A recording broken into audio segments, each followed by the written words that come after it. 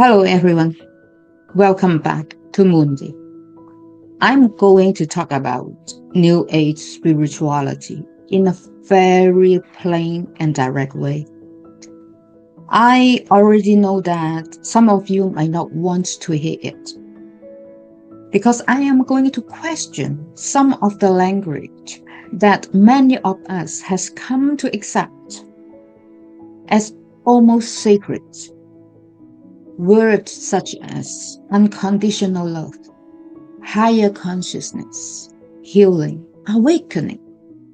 Everything happens for a reason. Raise your vibration. You are more evolved.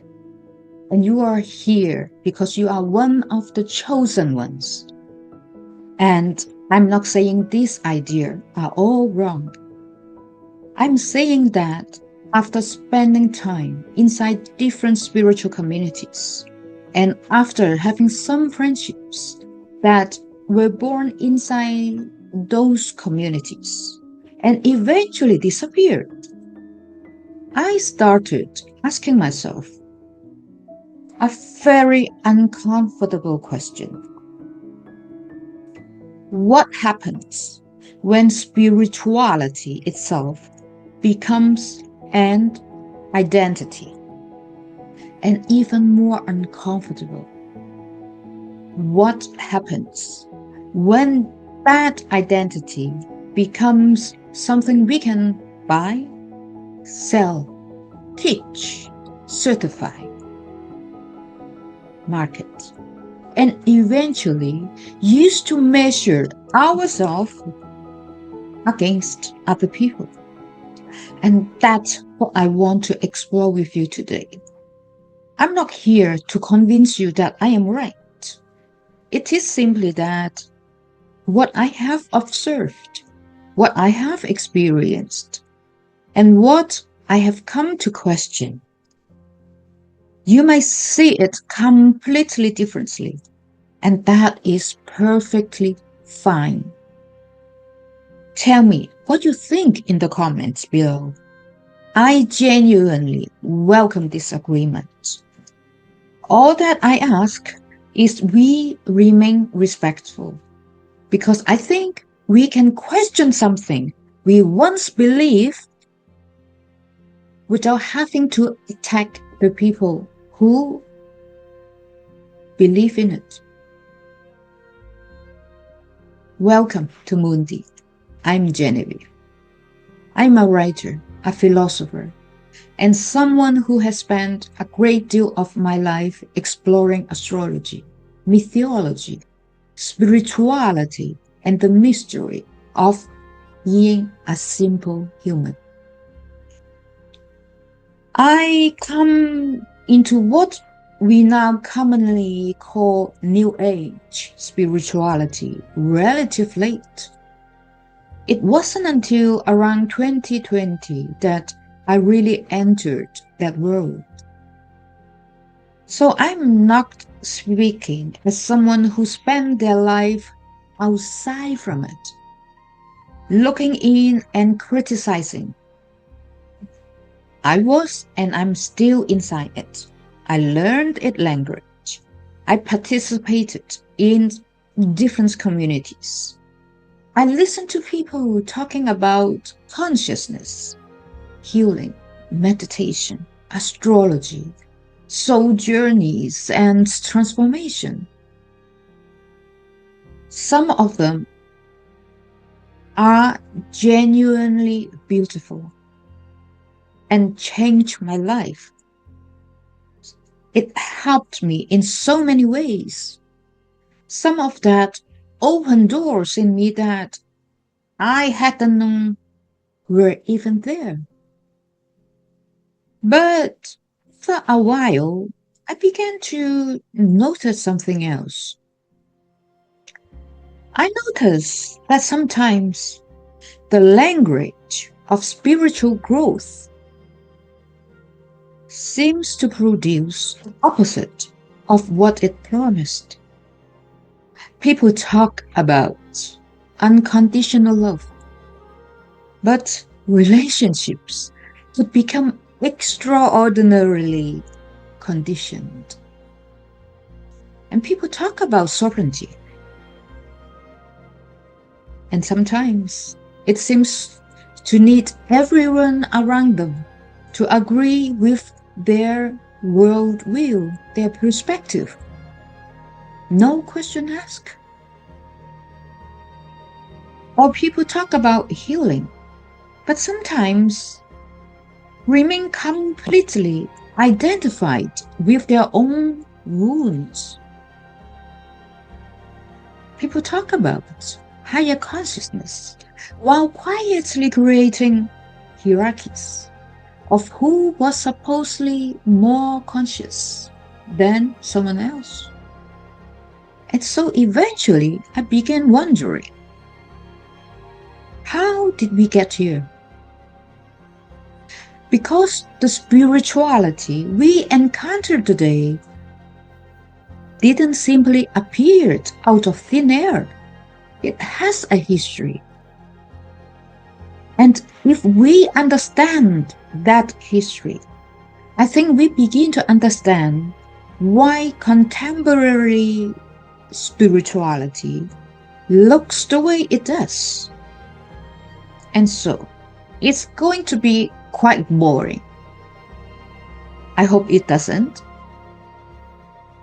Let us just go back much further than the 1960s. Because New Age spirituality isn't actually as new as its name suggests. The first thing we need to understand is that there were never one single thing called New Age spirituality. It is better understood as a collection of ideas and practices that come together over time. Modern scholars, they have traced important strands of it back to the 19th century spiritualism, New Thought, and Theosophy, which later intersected with human potential psychology, holistic health, and the counterculture of the 1960s and 70s. So there is where the story becomes really interesting. Because the 19th century was a period of enormous disruption in the Western world. Science was challenging traditional religious explanations, and industrialization was changing how people lived. Darwin's theory of evolution challenged conventional ideas about creation. So biblical criticisms was questioning whether scripture could simply be taken literally. And with that, traditional religious institutions, they were no longer the only places where people could go looking for answers. So something began to happen. People started looking beyond the established religious structure. They became interested in mystical experiences, in spiritual healing, in communication with the dead, in Eastern philosophies, ancient wisdom, in hidden dimensions of reality, and in the possibility that consciousness itself may have powers that conventional religion and science had not fully explained. And one of the important movements is in this period was spiritualism.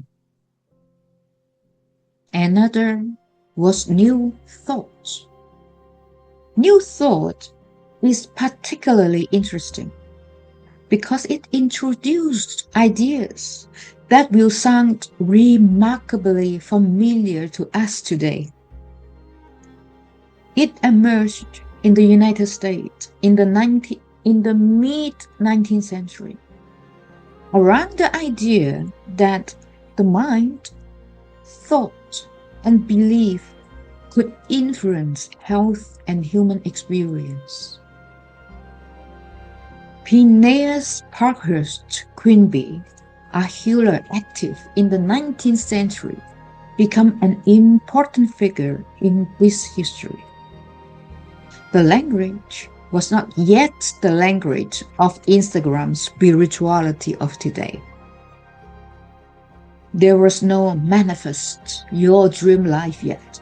There was no algorithm, no online retreat, but the seed was already there. The inner state of the individual matters enormously. That is, your thought matter, your belief matter, your mental attitude matters, your relationship with yourself matters. Eventually, these ideas would contribute to the enormous modern culture of positive thinking, affirmations, self-improvement, and what we now call manifestation. Then in 1875, another important movement appeared. The Theosophical Society was founded in New York by Helena Blavatsky, Henry Steele Olcott, and others.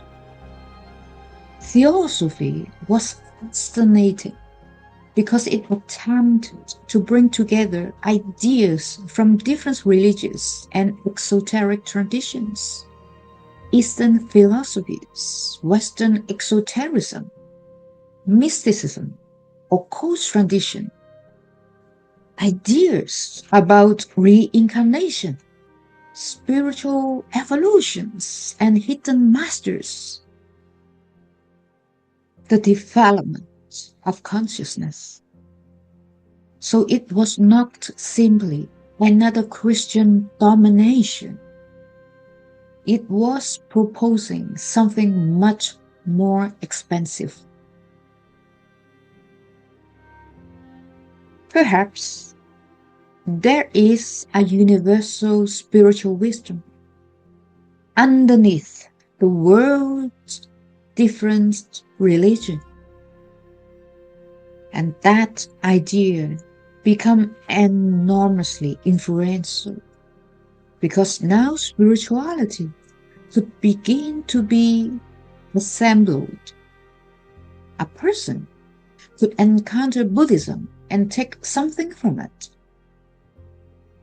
encounter Hindu philosophy and take something from that, study Western occultism, read Christian mysticism, explore astrology, practice meditation, and read about reincarnation. Gradually construct a personal spiritual worldview.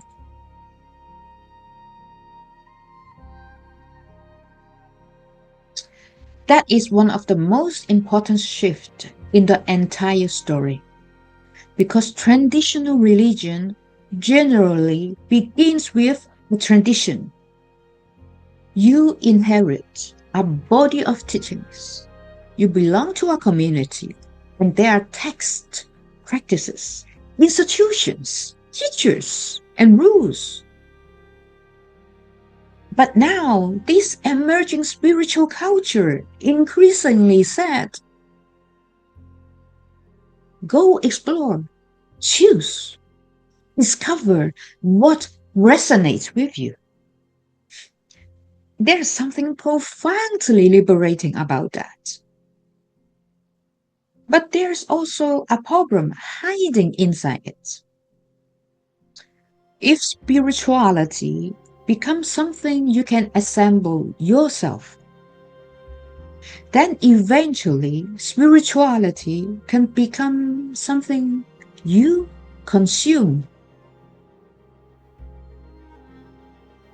that distinction is going to become extremely important later. But we are not there yet, because the next major transformation happened in the 20th century.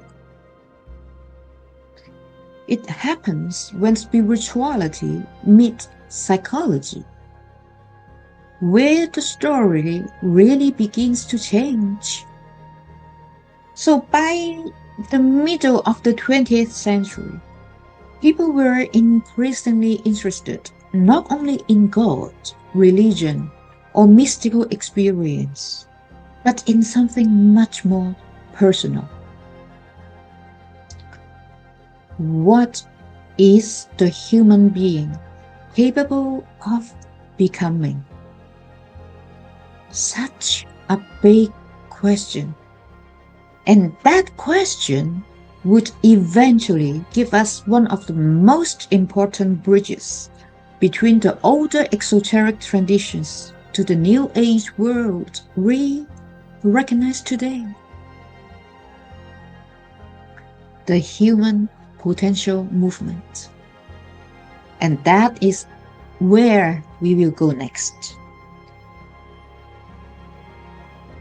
So before we go any further, I want to make something very clear.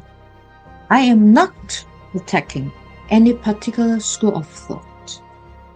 I am not attacking astrology as I study it myself. I am not attacking meditation. I practice it. I am not attacking healing. It is important. And I'm not attacking religion, psychology, or any particular spiritual teacher. No name mentioned here. What I am doing is trying to understand something. How this particular form of spirituality, the thing we now call New Age, developed into what we see today. I have been researching the history, following some of the ideas back to where they come from, and comparing that history with what I have personally experienced. I may have missed something. I may have misunderstood. I may have interpreted something incorrectly. If you know more about this history, or you see something from a different perspectives, I welcome you to comment below. Teach me something I don't know. Correct me where I am wrong, please. But let's keep the conversation respectful, because I don't think we need to agree with one another in order to have an intelligent conversation. And that's part of what I am trying to explore here as well. How do we remain connected when we don't agree with one another? So where were we? Okay. We have reached the earlier 20th century. So we have spiritualism, and we have the New Thought. We had theosophy.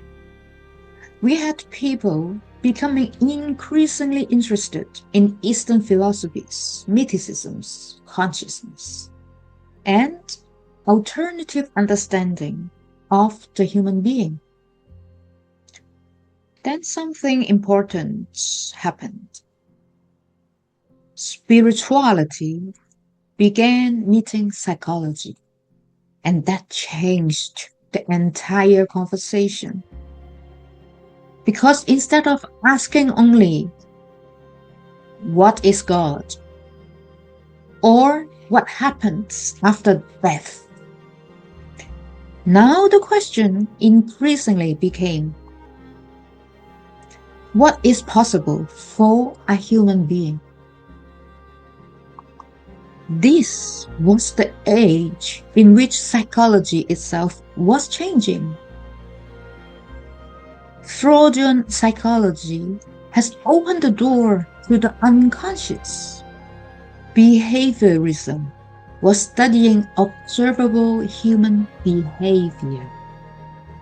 And then, in the middle of the 20th century, another school began to emerge, humanistic psychology. And one of the most important figures was Abraham Maslow. Maslow became interested in something that conventional psychology had not always focused on so strongly, not just about illness, not just about dysfunction, or what was wrong with that person. Instead, he was interested in knowing what happens when a human being is functioning extraordinarily well. What are human beings capable of becoming? And this led to concepts such as self-actualization and what Maslow later called peak experiences. That language is incredibly important for the story we are discussing here. Because notice what has happened. The spiritual question is gradually moving inward. Instead of how do I become closer to God, we are asking, how do I become the fullest expression of myself? It may sound subtle, but it is a profound cultural shift. In 1962, something happened in California that becomes enormously influential. Two young men, Michael Murphy and Richard Price, they founded the Iceland Institute in Big Sur. Iceland became one of the major centers of what became known as human potential movement. It brought together psychologists, philosophers, spiritual teachers, body workers, artists, and seekers interested in exploring human consciousness and human possibility. People such as Abraham Maslow, Aldous Huxley, Fritz Perls, Alan Watts, and others passed through its orbit. Such a huge influence, and the range of experimentation was extraordinary. Gestalt therapy, encounter groups, meditation, yoga, bodywork, breathwork, psychology, Eastern philosophy, psychedelic exploration, movement, sexuality, together with consciousness. So the boundaries between psychology, spirituality, and personal transformation become increasingly porous. And I want to pause here because I don't think we could look back at this period simply as the beginning of everything that is wrong or what is happening with modern spirituality. It wasn't. There was something genuinely radical and in many ways beautifully happened. People were questioning rigid institutions that no one dared to ask. They were questioning the assumption that human being could be understood only through conventional religion or conventional psychology. They were experimenting. They were asking questions that many institutions were afraid or not wanting to ask at all. And some of these experiments influenced psychology, psychotherapy, bodywork, and later the wellness culture. At the same time, something else was happening. The individual was becoming the center of the spiritual journey. Your experience, your consciousness, your healing, your potential, and your transformation. That idea was extraordinarily compatible with the emerging culture of self-improvement. So the spiritual seeker was no longer necessarily someone sitting inside a religious tradition. The seeker became someone who explored, someone who attends workshops, read books, travels, someone who experiments with different practices, and someone who could say, "This worked for me." Perhaps without anyone noticing, a new kind of spiritual consumer were beginning to emerge. That doesn't mean people were insincere. Please don't get me wrong here. I think quite the opposite. Many of them were searching very sincerely. But sincerity and commerce can both exist. That become much important later. So, once you create a culture in which the individual is free to choose among many spiritual practices, teachers, and systems, you have also created the possibility of a spiritual marketplace. And that marketplace is about to become much bigger. Now we are at late 1960s, and especially through the 70s. Something that has previously been a collection of different spiritual, psychological, and counterculture experiments begin together under one broader umbrella. One of the names that gradually became attached to this emerging world was New Age. And even here, we need to be very careful. There wasn't one single founder. There wasn't a headquarters, one secret book, or a unified doctrine. The New Age movement was and remained remarkably wide spectrum. It brought together things that has very different origins.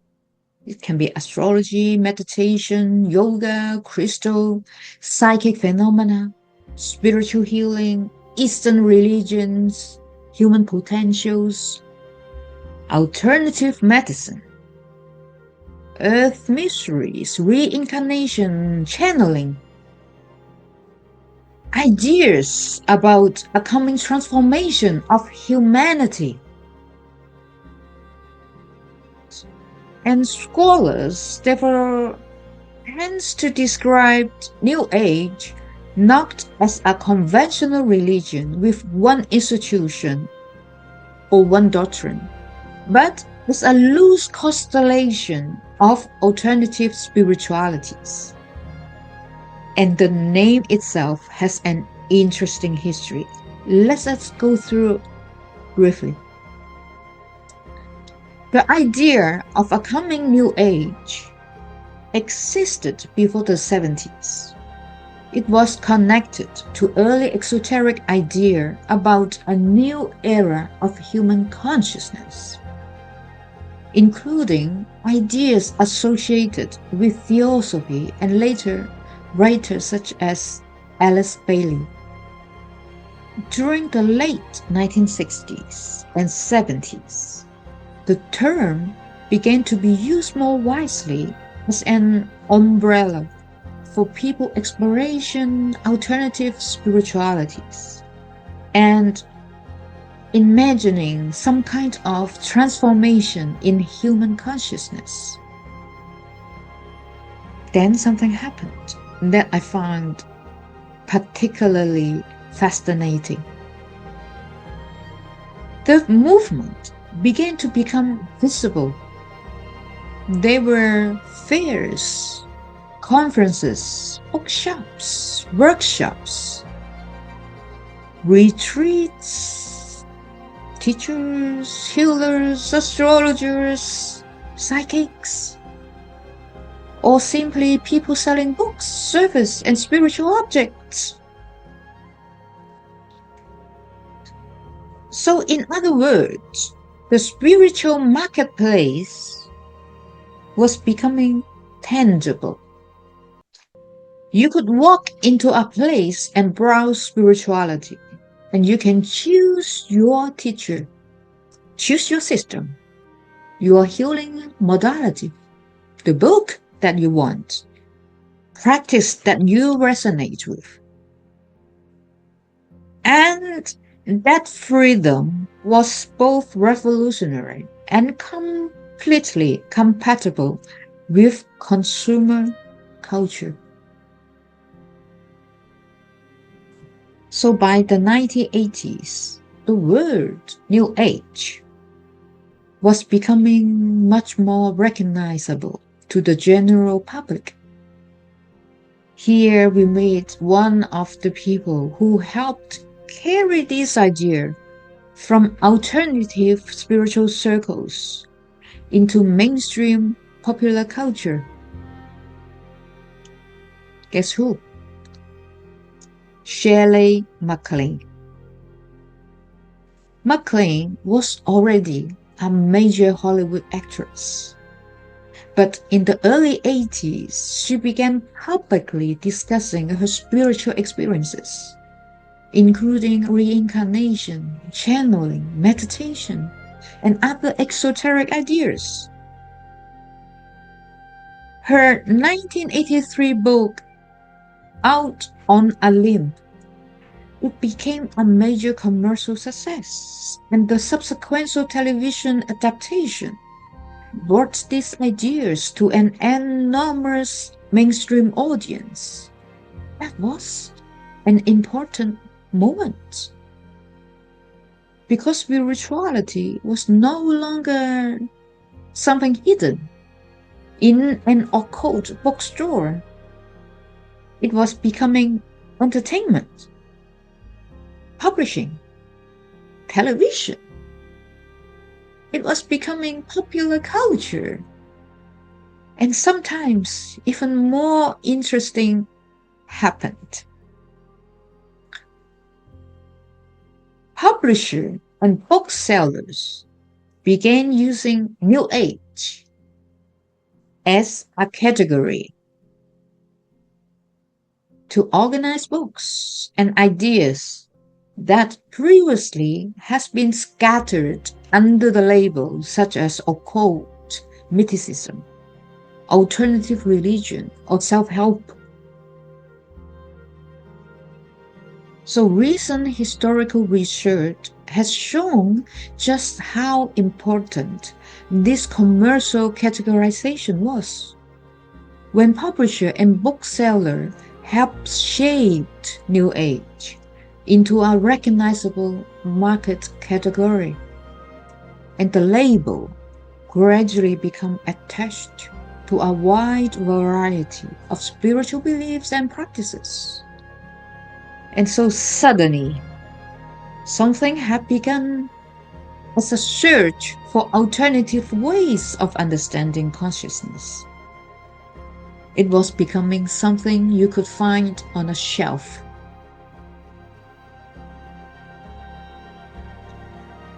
So, once something become category on a shelf, it become product. That doesn't mean the spirituality itself is false. Please don't misunderstand here. It means something has changed. The sacred has entered the marketplace. And this is where our story got really, really interesting. Because the next question isn't simply, what do New Age people believe? The question becomes, what happens when the search for spiritual transformation enters a culture built around consumption, self-improvement, and marketing? That is where we begin to arrive at the spirituality many of us, including myself, recognize today. Now we move forward to the 80s and the 90s. Something interestingly happened. The term New Age itself begins to lose some of its appeal. It has become too broad, too commercial, too associated with crystals, channeling, psychics, and a whole collection of ideas that didn't necessarily belong together. Paradoxically, the marketplace itself helped create that problem. So publisher and booksellers has discovered that New Age to be used as a category, a genre, to bring together an enormous variety of books and spiritual practices. But eventually, the category becomes so broad that it begins to lose usefulness. A new, softer word become increasingly attractive. Spirituality.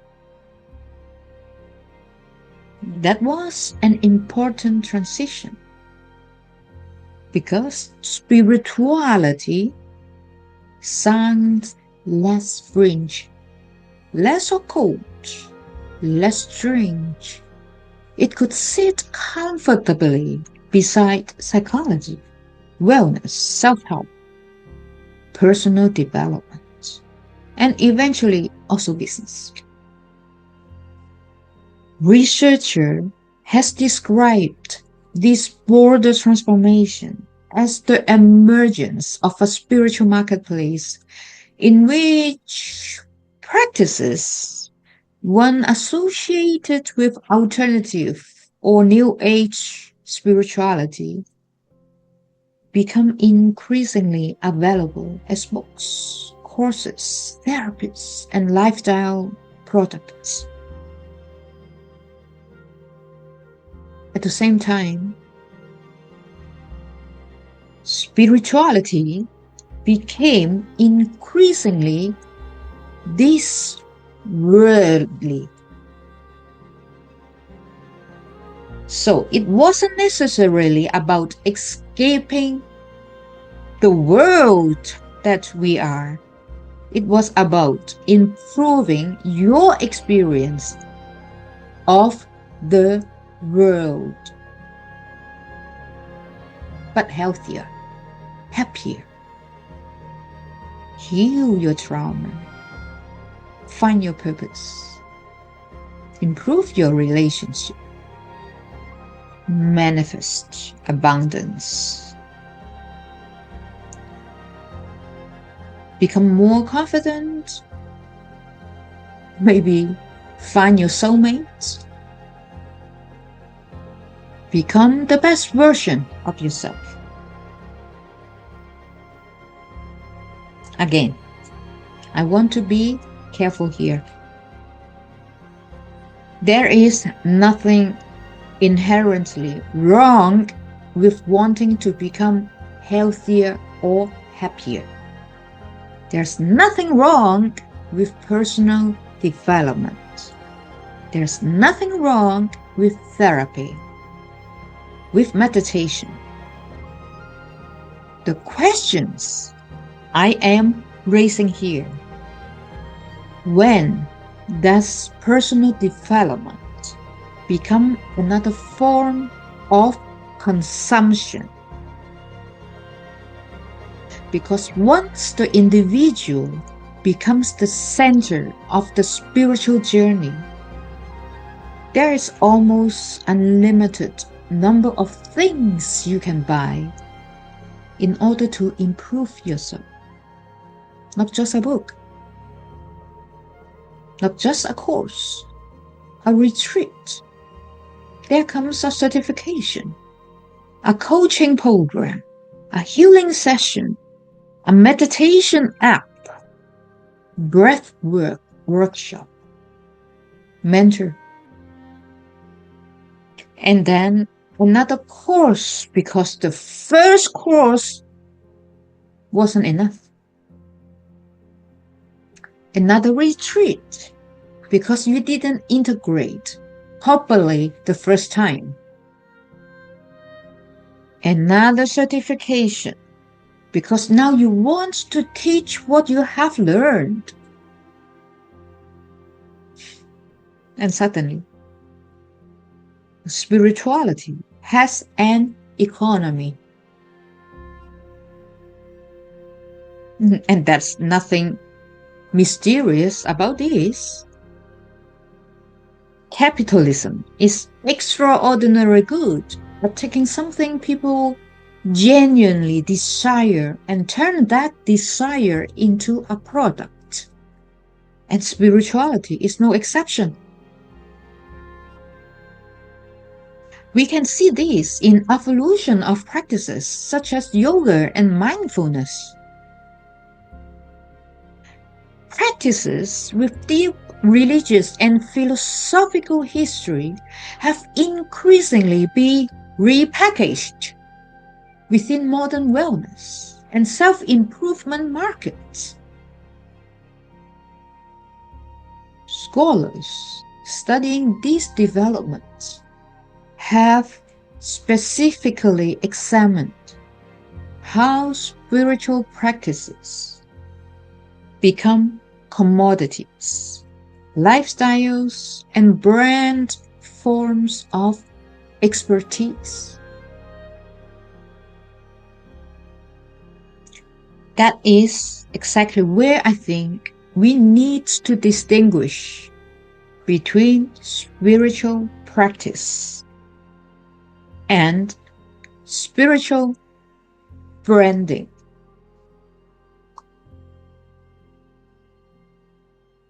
They can look almost identical from the outside. A person can genuinely meditate and also sell meditation courses. A person can believe in healing and also create a healing business. A person can sincerely want to help people and also become a very successful spiritual entrepreneur. These things, they are not mutually exclusive. The problem begins when the product starts promising something that human life cannot deliver. And this brings us to where we are today. Because now we don't just sell spiritual practices. We sell transformation.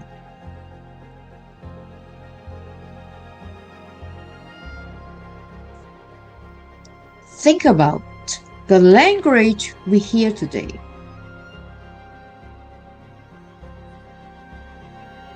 You can heal your trauma. You can raise your vibration. You can activate your abundance. You can release your limiting beliefs. You can attract your soulmate. You can become your highest self. You can awaken. You can transform your life in 7 days. And that's the most seductive promise of all. Everything happens for a reason. And again, some of these ideas contain something meaningful. But notice what happens when they are packaged commercially. A complicated human problem is reduced to a simple formula. The person is suffering. Here is your explanation. Here is your method, your program. Come join a retreat. Here's your teacher. And the transformation. Like that. And I think that is where we have to become really, really careful. A powerful spiritual experience is not necessarily the same thing as transformation. We can go away for a week, a month, a year. You can leave your ordinary life behind. You can surround it by beautiful people, meditate, breathe, cry. You can share your deepest wounds, hugging strangers, and telling one another, I love you. You are safe. You are enough.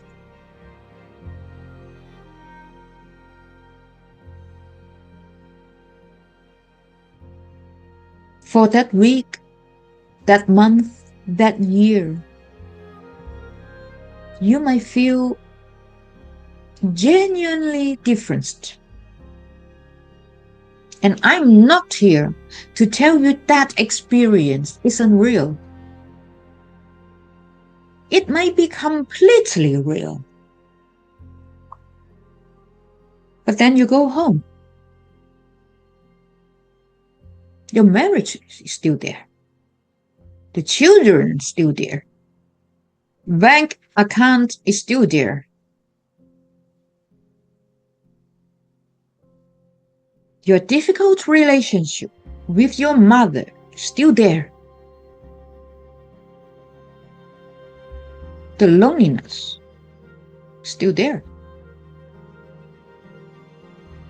Your body, your old habits are still there waiting for you. And that is exactly where I think we need to ask a very uncomfortable question. Did you transform? Or did you experience a temporary state of transformation? Are they the same thing?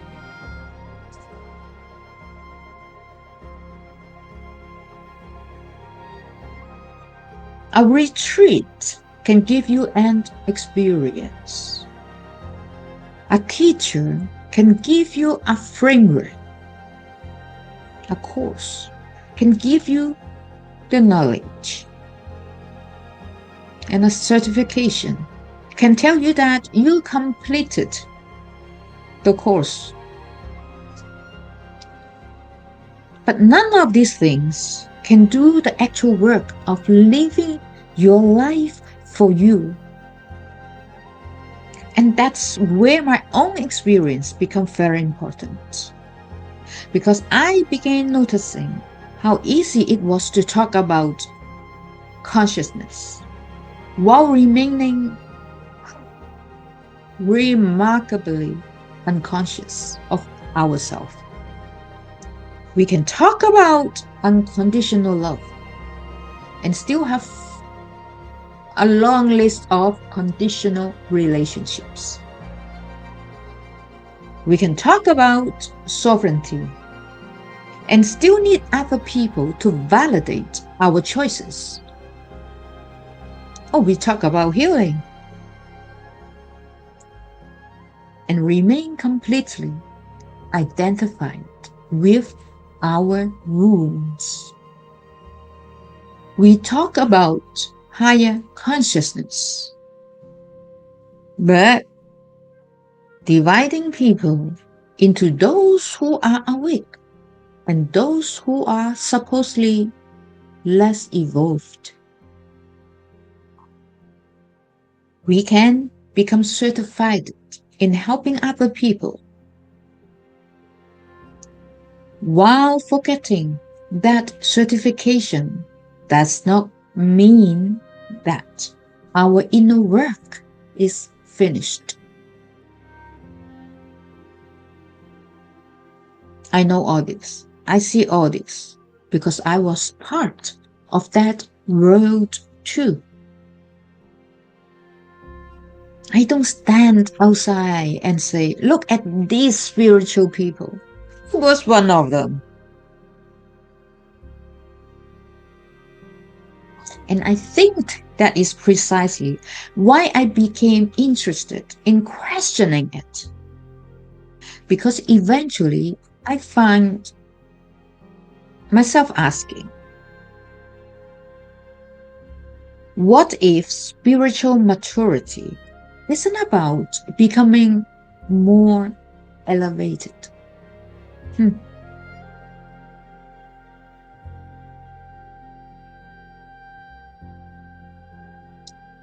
What if it is about becoming more honest?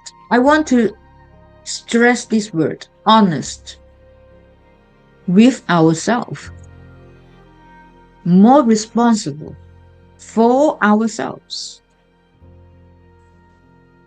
more capable of admitting that we are wrong.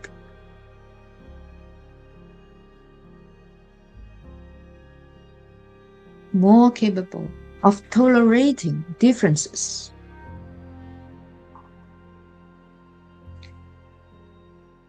Of watching another person succeed without feeling diminished,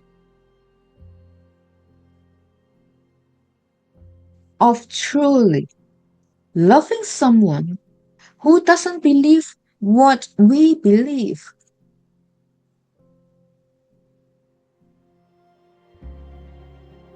Perhaps more importantly,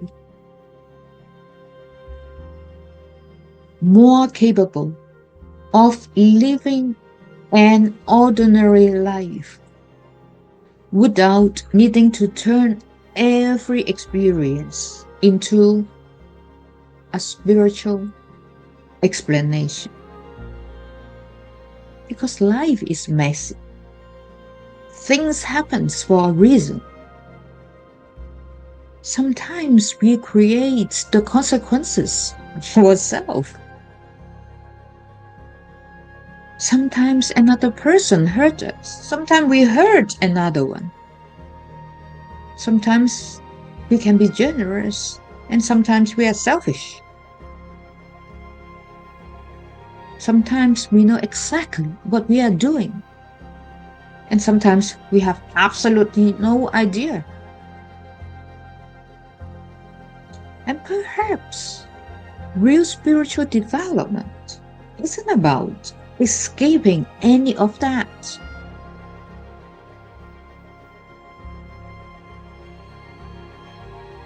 Perhaps it is about becoming conscious enough to meet it.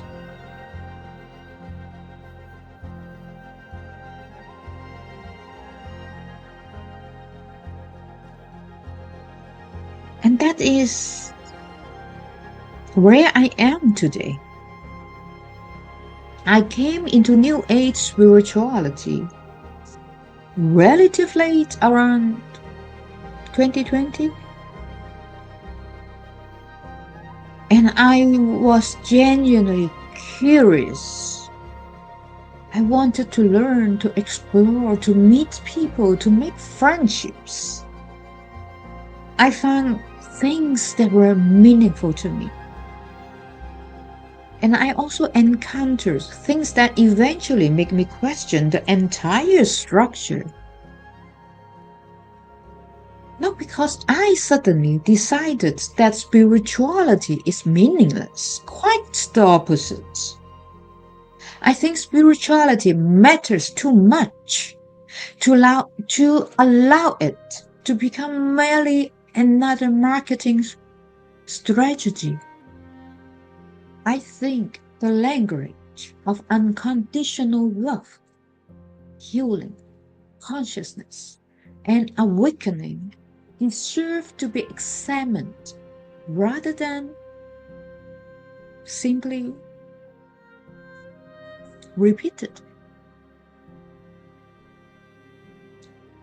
If we really believe in unconditional love, then we should be able to tolerate different ideas. If we really believe in sovereignty, we shouldn't need everyone else to validate our choices. If we believe in consciousness, we should be willing to examine our own unconscious behavior. When we believe in healing, we should understand that healing isn't something we complete because we receive a certificate. That is something we continue practicing. And before I close, I want to make one final disclaimer. Everything I have shared in this episode come from my own research and from trying as thoroughly as I could to understand how this particular form of modern spirituality developed. It is such a huge topic. There are many historical figures, scholars, movements, traditions, and cultural influences I simply could not include in one podcast. Leaving someone out does not mean that I consider their contribution less important. It just means we have limited time. There are certainly historical details I have missed, interpretation I may have misunderstood, or perspectives that deserve much more attention than I can give them here. If there is something I have missed, please tell me. If you disagree with my interpretation, please tell me. If there is enough interest, perhaps we will come back to some of these historical threads in future Mundi episodes and we explore them further. I'm not trying to close the conversation. I am opening one. And I think that is ultimately what I have learned from this whole experience. I don't need anyone to believe what I believe. I don't need you to walk the same path as me. I don't even need everyone to understand why I have chosen mine. I have the freedom to walk it. That is a much simpler definition of spiritual freedom.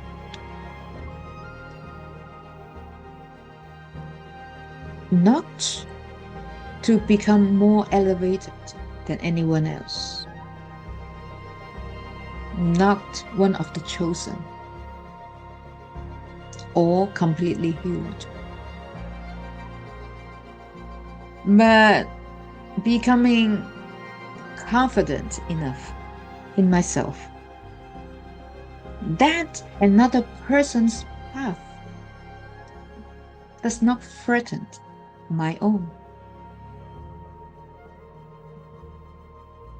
Thank you for being here with me. This is Mundi. I'm Genevieve. See you next time. From my heart to yours.